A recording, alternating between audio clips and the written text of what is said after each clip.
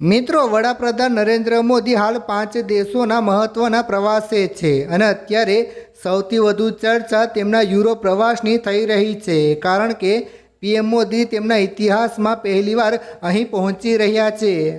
જી હા મિત્રો, કહેવાય છે કે મોદીજી જ્યાં ગયા છે તે દેશમાં 6 મહિના સુધી સૂરજ ઉગતો નથી, મતલબ કે 6 મહિના રાત અને 6 મહિના દિવસ। ત્યારે આજે આપણે જાણીશું કે આ દેશ ક્યાં છે, મોદીજી અહીં કેવી રીતે રહેશે અને ત્યાંના લોકોનું જીવન કેવું હોય છે। મિત્રો, વિડીયો ખૂબ જ મહત્ત્વપૂર્ણ થવાનો છે, તમને ઘણું બધું જાણવા મળશે, તેથી ધ્યાનથી આ વિડીયો અંત સુધી જરૂર જુઓ।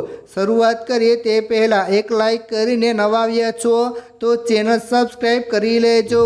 પહેલું, સ્વીડન। આ યુરોપ ખંડમાં સ્થિત એક નાનો દેશ છે। અહીં મેથી લઈને ઓગસ્ટ સુધી સૂરજ આથમતો જ નથી। એમ સમજો ને કે લગભગ 100 દિવસો સુધી અહીં રાત થતી જ નથી, અને જો સૂર્ય અસ્ત થાય તો તે મધ્યરાત્રિ પછી ઉગી જાય છે। ત્યારબાદ ફિનલેન્ડ। આ એક એવો દેશ છે જ્યાં તમે મધ્યરાત્રિએ પણ સૂર્યપ્રકાશનો આનંદ માણી શકો છો। ફિનલેન્ડ એ હજારો સરોવર અને ટાપુથી ઘેરાયેલો દેશ છે। અહીં ઉનાળાના દિવસોમાં લગભગ 73 દિવસ સુધી સૂર્યપ્રકાશ સતત રહે છે। ત્યારબાદ નંબર 3, આઇસલેન્ડ। આ બ્રિટન પછી યુરોપનું સૌથી મોટું ટાપુ છે। ક્ષેત્રની દ્રષ્ટિએ પણ આઇસલેન્ડ વિશ્વનો 18મો સૌથી મોટો ટાપુ છે।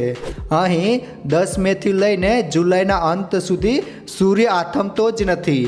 Number 4, Canada. ક્ષેત્રની દ્રષ્ટિએ વિશ્વનો બીજો સૌથી મોટો દેશ છે। આ દેશ લાંબા સમય સુધી બરફથી ઢંકાયેલો રહે છે, તેથી ઉનાળાની ઋતુમાં 50 દિવસ સુધી સૂર્ય અસ્ત થતો નથી, મતલબ રાત થતી નથી। ત્યારબાદ નોર્વે। આ દેશને મધ્યરાત્રિનો દેશ પણ કહેવામાં આવે છે, કારણ કે આ દેશ એન્ટાર્કટિકા સર્કલની અંદર સ્થિત છે। અહીં મેથી લઈને જુલાઈ સુધી લગભગ 80 દિવસો સુધી સૂર્ય જોવા મળતો નથી, જેના કારણે અહીં લાંબા સમય સુધી રાત રહે છે।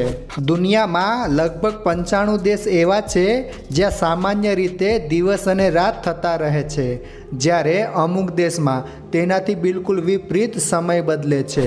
ખરેખર મિત્રો, દુનિયામાં એવા ઘણા દેશો છે જ્યાં મહિનાઓ સુધી દિવસ રહે છે, તો અમુક જગ્યાએ માત્ર રાત જ રહે છે। અને ખાસ વાત તો એ છે કે આ બધા દેશોમાં લોકો પોતાની સામાન્ય જિંદગી જીવે છે। હવે મિત્રો, તમે દુનિયાના દેશો ફરવાની ઈચ્છા રાખો છો તો આવા દેશની મુલાકાત તમારે અવશ્ય લેવી જોઈએ, જે આખી જિંદગી યાદ રહી જાય। તો ઠીક છે મિત્રો, આજ માટે આટલું જ। મને આશા છે કે તમને આ જાણકારી પસંદ આવી હશે।